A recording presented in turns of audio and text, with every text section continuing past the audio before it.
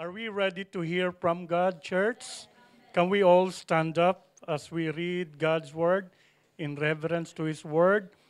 Come back to Hebrews chapter 4. I'd like to finish the remaining verses. Remember last time I preached from verse 1 until verse 10. Now we're going to finish from verse 11 to 16. God promised rest for each one of us, for his children. And now let us enter in that rest, or God's rest. So Hebrews chapter 4, verse 11 to 16. Let us therefore be diligent to enter that rest, lest anyone fall according to the same example of disobedience. For the word of God is living and powerful, and sharper than any two-edged sword, piercing even to the division of soul and spirit, and of joints and marrow, and is a discerner of thoughts and intents of the heart. And there is no creature hidden from his sight, but all things are naked and open to the eyes of him to whom we must give account. Verse 14, seeing then that we have a great high priest, his name is Jesus, who has passed through the heavens, Jesus the Son of God, let us hold fast our confession.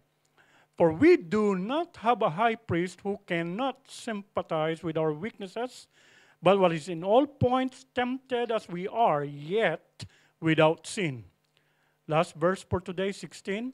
Let us therefore come boldly to the throne of grace, that we may obtain mercy and find grace to help in time of need. Let's pray, church. Father, we thank you. Your word is so sweet. Like David said, it's like a honey unto me. And Lord, how your word not just informs us, but transforms us above all, changing us from glory to glory. Truly, we're not going to leave this sanctuary unchanged, for your word is powerful. Holy Spirit, you are the great preacher. Speak to each one of us, that your word brings healing, salvation, even freedom and deliverance. Your word brings strengthening to each one of us. Help us to be doers and not just hearers only. In Jesus' name we pray. Everyone says, amen. Please be seated, church. God is good. Truly, God is good. It's amazing. Remember last time I said the promise of rest to all of us. And it's wonderful that we are in church, because don't take that word literally, rest, as you're going to sleep in church. I said we are really resting in God's presence when we come together to worship. Not just during Sundays, but also in our personal moment with God. Do you believe, church, God always fulfills his promise? Amen. Amen. Amen. No doubt about that. And so he promised rest, which is our salvation, love, joy, and peace, freedom, all this blessing as we come into his presence. So if you are tired or weary, or maybe burdened or worried, could be disheartened or depressed, let's come and rest in God's presence. That's the best thing to do, okay? So we all go through those moments. Even I personally, as a pastor, I go through some moments of discouragements or even worries, but I don't like to linger longer there, because the Word of God would speak to me through the Holy Spirit. The Lord saying, come in my presence. I have given you access by faith in him to come into his presence. And then you are refreshed, you are strengthened, you are not worried no more, you are not stressed. Amen? Hello? Am I speaking to anyone? Praise God. So, in these verses, it was mentioned that the people of God during the time of Moses did not enter that rest. Why? Because of unbelief, because of disobedience. And so, how can we enter God's rest? You know, in the verses, what caught my attention during my study is the word let us. Let us, 3 times mentioned in the verses. Did you notice that? Let us. What an encouragement that we must all enter the presence of God.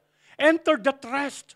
Not only for few, not only for some, but let us, to those who believe. So therefore, the very first thing is, let us be diligent to the Word of God. The people of God during the time of Moses did not believe. They did not obey the Word of God. No wonder they did not enter that rest. Let us be diligent to the Word of God.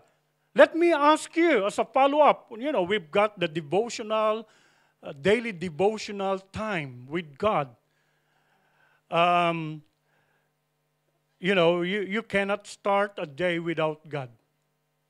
You must always begin with God. Could you imagine if you wake up in the morning and you open your cell phone, laptop, what all you get there? You can even get bad news, and your mind is going to be, oh, I've got a lot of things to do. Oh, I've got this and I've got that. Hello, church. Why don't you begin with God? There's an open line to heaven. Begin with God, not with your cell phone, not with your laptop, not with your telephone or diary. Begin with God. Always seek God first. So how is our devotional life? Because the Word of God will guarantee you. If you begin with God, prayer in His Word, that's what we do, daily devotional. Amazing. First of all, in you. Your mind is, wow, not crowded or worried or stressed. It's just so refreshing. And there is that guidance, strengthening, that when you go through the day, you know God had gone ahead. And the Lord would be with you. It doesn't mean you would not face any challenge. It doesn't mean you would not face any difficulty. You would. There are always challenges in life.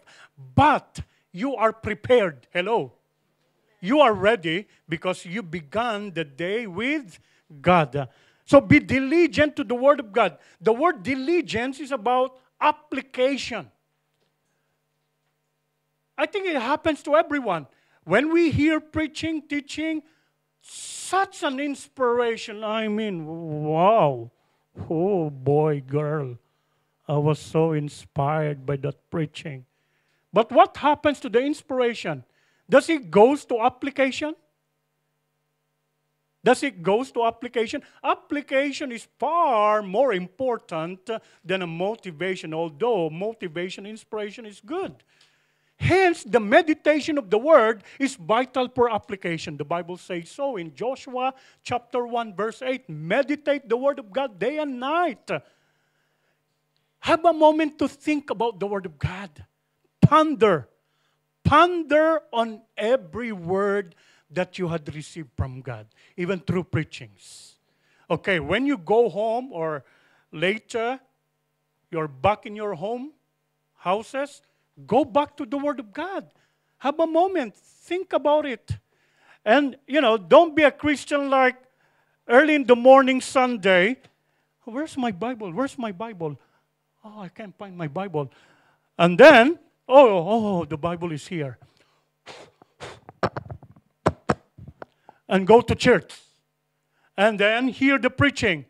Open the Bible. And when you come home, the Bible is in the corner or back on that dusty place again. It's not about that. So come home. Oh, that preaching really strengthened me, Lord. Thank you for that word. And ponder again on the word. I guarantee you by the Word of God. His Word will guarantee. When you meditate, it will help you in application through the Holy Spirit. It's not just coming here and out there. Okay?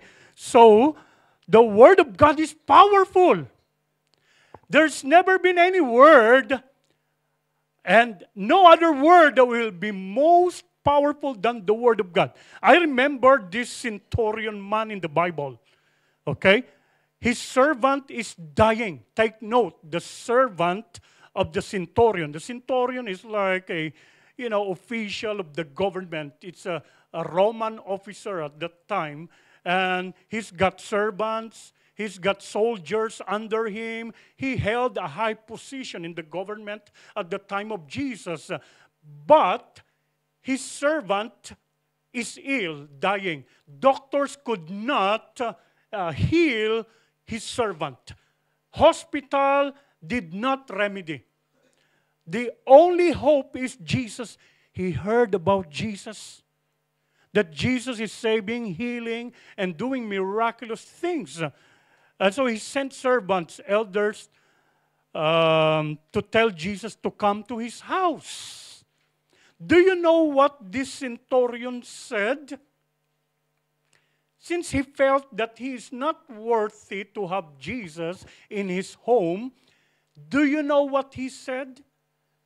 Lord Jesus, just say the word. Just say the word. And my servant will be healed. What a powerful faith that Jesus did not see anywhere in Israel. Strong faith in the Lord our God. Just say the word. When you hear the word, that's more than enough. As you are touched, as you are moved, as you are strengthened by the word of God, you believe the word of God. I hold on to your word, God. I settle on your word, for your word will not fail. No word of God will fail. Look at verse 12 in that Hebrews chapter 4. For a moment, it says, for the word of God is dying? No. God, thank you for the church is awake. The word of God is living and powerful, sharper than any two-edged sword.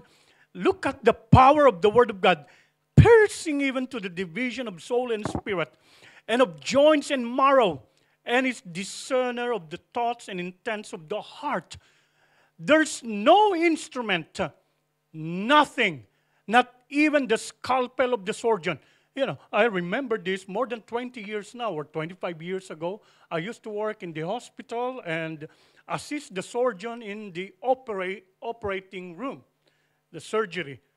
And, I remember there was an emergency exploratory laparotomy, XLAP.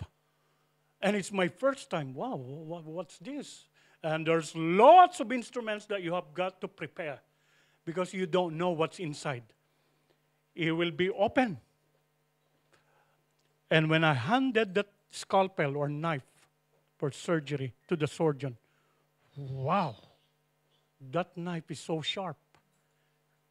The skin is sliced, okay, and of course cautery, not to bleed around, but that knife is so sharp. Even inside, when it's all open, whatever tumor or whatever problem there, the knife is used to take off whatever is wrong inside the body. Well, that's the word of God for us. He's the surgeon.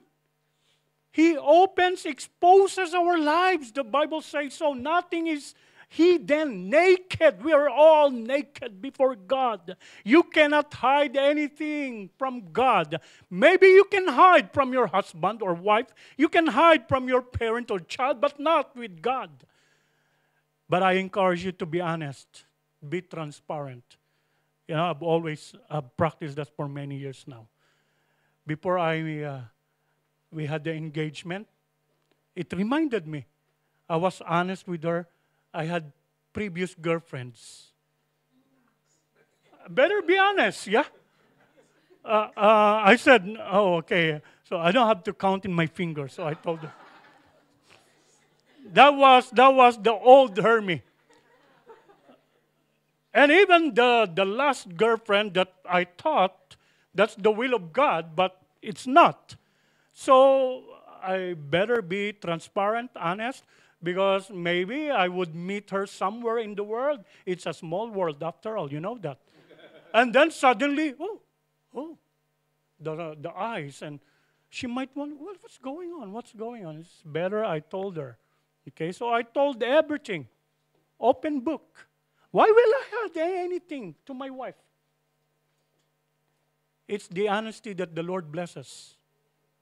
Don't hide it under the carpet, brother or sister. Those who are covering, I encourage you. Let God open it. And then He would remove whatever is not right. The tumor, the cancer, He would remove it. And it's just so amazing. And then the surgeon is going to wash. I've got to have the saline ready. Hermie, get the saline ready. Okay, sodium chloride. And wash. The blood of Jesus wash us. Oh, hallelujah. Don't you want to be pure, cleansed, removed all the infection and the cancer in your life? The surgeon, the best surgeon, does to each one of us, the Lord Jesus Christ. So amazing, but the Word of God is more sharp. The Bible says, sharper than any two-edged sword. Wow. It's living, active, sharp, piercing, and exposing. What can do that? Who can do that? Only the Word of God. This is no wonder when we hear preaching and teaching, oh, I think that pastor is talking to me. No, God is talking to us. Yeah. How did He know what I'm going through? No, the Word of God knows. Because nothing is hidden from God. Oh, Adam and Eve tried to hide themselves. Oh, come on, Adam and Eve. Oh, they had committed sin before God. Disobedience. And they were hiding. This is nature of man. When you've done something wrong, you want to hide it. That's wrong. It makes the wrong even more wrong. Just be open, repent, ask for forgiveness, and be truthful. And so God saw Adam and Eve. They tried to hide themselves, cover themselves. The only covering is the blood of Jesus. Not the leaves or fig leaves or whatever covering. So, the power of the Word of God. Let's devote to the Word of God and use the Word of God. Apply the Word of God. Speak the Word of God to your situation. I encourage you, church. Well, don't just speak the Word of God, but we apply the Word of God. I said that. When you apply the Word of God, it's part of your life, and you speak the Word of God to your situation, to yourself, look what the Word of God will do. For His words, they are spirit and they are life. Jesus said, the powerful Word of God. There will be changes even in circumstance. So, continue with our Bible devotion. Day and night, morning and night time. Okay? Morning and night time. It's no longer give me 5. Okay? As the Holy Spirit leads you. We've been doing that since January, end of January. It should be our discipline. I truly, once again, I encourage you, have your devotion every morning. Begin with God. And throughout the day, you will not feel that He is not with you. He will be with you. He goes ahead of you. What a fruitful, victorious day for each one of us. And as we come home, before we lay our head on a pillow during night time, then we can pray and read the Bible again. Glory to God. You can sleep peacefully with nothing to worry. People could not sleep sometimes. Why? They still all these worries. Oh, oh, my shares in the ISA. Because of the trade war, what's going to happen? Oh, Donald Trump, stop what you're doing. You got so many worries. You think that you can control Donald Trump, you can control the market. You cannot control anyone. Why don't you tell the one who can control all things? Amen. And then you lay your head on a pillow peacefully. You don't need to take sleeping tablet, guaranteed by the Word of God. You don't need to take sleeping tablet. You might be dependent on that tablet. It's no good. Pray, and you will have peace of mind. And the church says, Amen. Amen. Now, the other, let us. Look at verse 14. Verse 14. Seeing then that we have a great high priest who has passed through the heavens, that's Jesus, the Son of God, let us hold fast our confession. What is our confession? That's our faith in the Lord Jesus Christ. And it's not just about in our lips. Confession and profession of faith is we live what we believe. Let us hold firmly and live what we believe.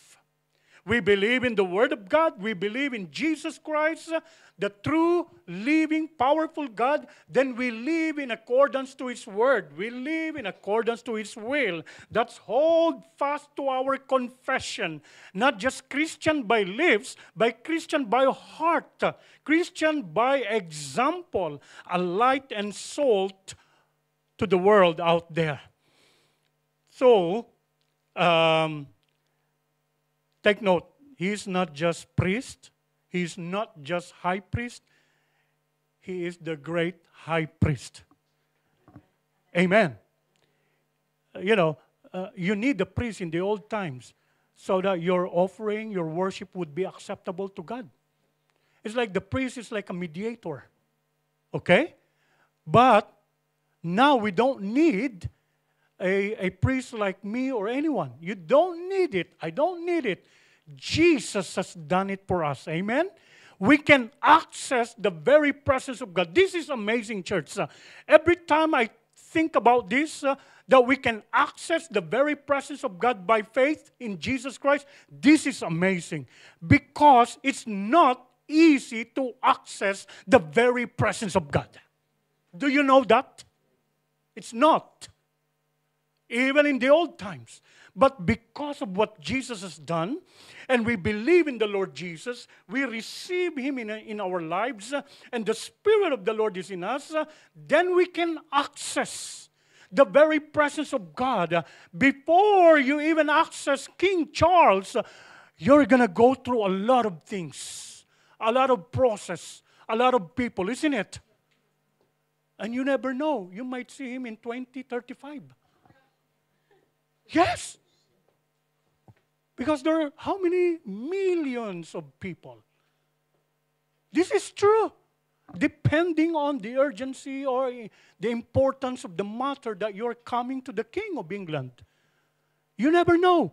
You see how hard it is to access that Buckingham Palace.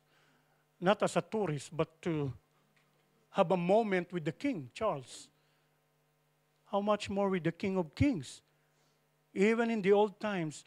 But what Jesus has done on the cross, hence we must be thankful every moment. Thank you, Lord. Thank you, Lord. Even if I'm in the bus, and the bus is like not on schedule, oh, Lord, I can access your presence. Instead of complaining to the bus driver, Lord, I pray, oh God, that you grant wisdom, knowledge to the bus driver. Lord, bring us safe to our destination. You can access the very presence of God. Amazing. While you are in the bus, wow. While you're in school and you got stuck in your exam, oh, what's the answer here? I don't think I had revised this. Yes, you had not revised everything. The teacher knows that. Okay?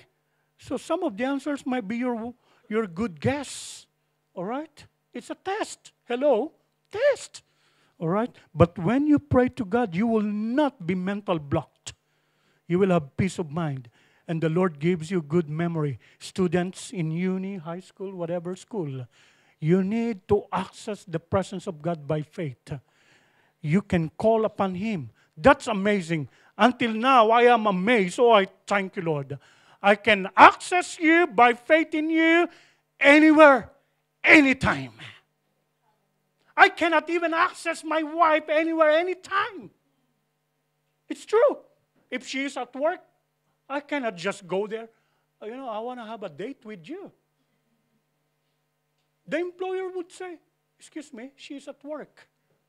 Come back after 6 or 5. But with God, anywhere, anytime.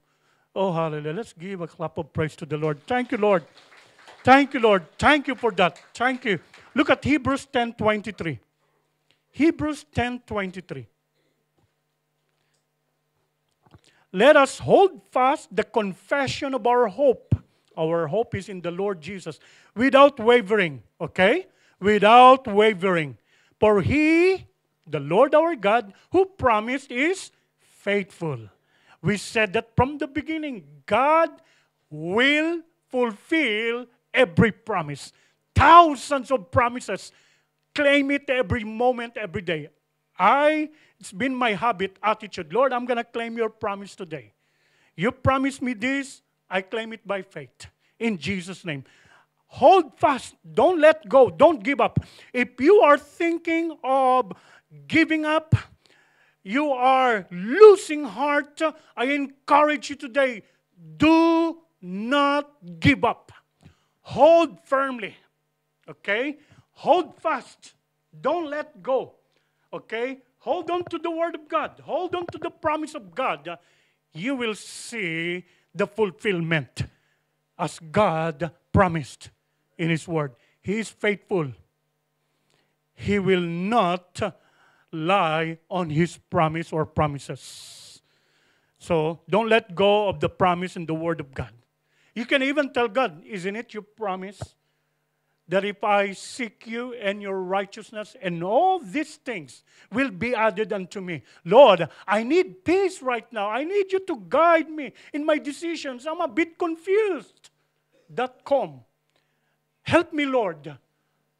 And there, the Lord will give us enlightenment, even peace in our mind. So we can make right decisions. That's one of the hardest things to do, by the way. Making decisions. Making decisions. For once you decided, you cannot take it back. So make a good, right, wise decision. Right. Now, the last, let us go down in verse 16. Go down in verse 16. If it is let us, I don't want anyone to be left behind. Let us enter God's rest by faith in the Lord Jesus Christ. Let us therefore come boldly.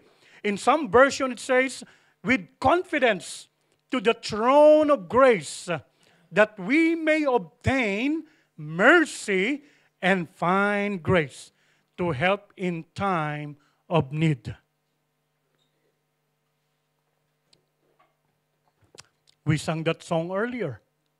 He is our present help in time of need. We all have need. Actually, every day, every moment, there's a need. Isn't it? But He is present help. He is present help in time of need. Again, that's truly amazing. Jesus is all we need. His grace is sufficient for us always. Always. Not just on Sundays. Always. His grace is sufficient for us. Always. So, the word with confidence, when I look at Greek word, it means freedom of speech. You can just talk and talk and talk. You can just speak and speak and speak. Isn't it? When you are, if you don't have an appointment with the king, you cannot just come to him. You cannot talk to him, isn't it? Okay. But what Jesus has done on the cross, so that we can talk to God, to Him by faith, we can just tell Him everything. Lord, what a day, Lord, what a day, Lord. You know, I came smiling at workplace, but my employer is so mad at me. I don't know why, Lord. Talk to God. Okay, don't put it in your chest. You'll be stressed. It's heavy in your chest. I don't know why he's mad, Lord. I smile at him. And Lord, what a stressful day. But I thank you that you helped me today. Lord, now I'm going to leave my job. Okay? Leave your job there, okay? Don't bring it home, please. Okay? Don't bring your job at home. Have a moment with your spouse, children, family. Okay, you know, I don't mind hearing stories about hospital. You know, I'm open to my wife. Sometimes she tells me stories about what happened and this and that. Okay, do you know what? If I got fed up, I should have told Sister May long time ago. Oh, I had enough of these hospital stories. But I know she just wants to unload herself. But you know what? It's not the same as before. Praise the Lord. Many years ago, oh God, Lord, she's coming home now. I got to be ready with hospital stories. Lord, you have called me to be a full-time minister. I left the hospital. Oh, the hospital is chasing me. I can't get away from these hospital stories. But you can talk to God. Make it as your attitude. No, honestly, this is like me. If sometimes I get upset maybe on the journey, if I'm traveling, and you know, I should be on that queue, and then suddenly someone, you stood long time there, and then you waited, and then suddenly just came, like he did not see me, or did not see anyone. And sometimes, and the Lord say, oh, just talk to me, son. Lord, I don't know what he's going through, but he cut me off. He cut me off on the queue. Lord, just bless him. The main thing is we're going to get there in the airplane and to our destiny. Amen? Amen. There's no point to be mad or upset. Okay? There's no point. The plane would feel the heaviness. It's too much to carry. Okay? So, let us come boldly to the throne of grace. That's the third principle. Jesus is all we need. And here, in what we call prayer, prayer is amazing. The most powerful weapon. Okay? Prayer. Prayer. Anywhere, anytime, you can talk to God by faith in Jesus Christ. And He listens to us. He answers our prayer. How is your prayer life? I heard a pastor when I was a young people, okay? More prayers, more blessings. Less prayers, less blessings. No prayers, no blessings. You have not because you ask not. That's what the Bible says. Ask, and it will be given unto you. So we need to pray. We must pray. We can pray anywhere, even at workplace. But don't shut your eyes. Okay? When you're driving, Pastor Hermie, we can drive anywhere, anytime, he said. So while I'm driving, I can pray. Don't shut your eyes. In your heart, in your mind, you can commune, talk to God. How many answered prayers we've received? I cannot count them. Miracles and healings. I look at some of you, miraculously healed. And my heart cried for joy. Wow, Lord, how amazing you. Have we forgotten? And then we're going to lie low in prayer? Oh, no, that's not the way it should be. The more we must pray. The more we must pray. Guaranteed by the Word of God. We will see even great and mighty things that we do not know. The power of prayer. Where we are in this building, no mortgage, no loan. God miraculously provide this building. And so we trust God in the next building that He had prepared, that He will provide. I said, church, God will provide. This is answered prayer. Answered prayer. And so we come into the throne of grace. Prayer is the key that unlocks the door of God's resource in heaven. Take note. Prayer is the key that unlocks the door of God's resource in heaven. There are many blessings there unclaimed. We need to claim it by faith. Let's ask God. Amen. Let's all stand up. 7 days with God makes no 1 week. Otherwise, 7 days without God makes 1 week.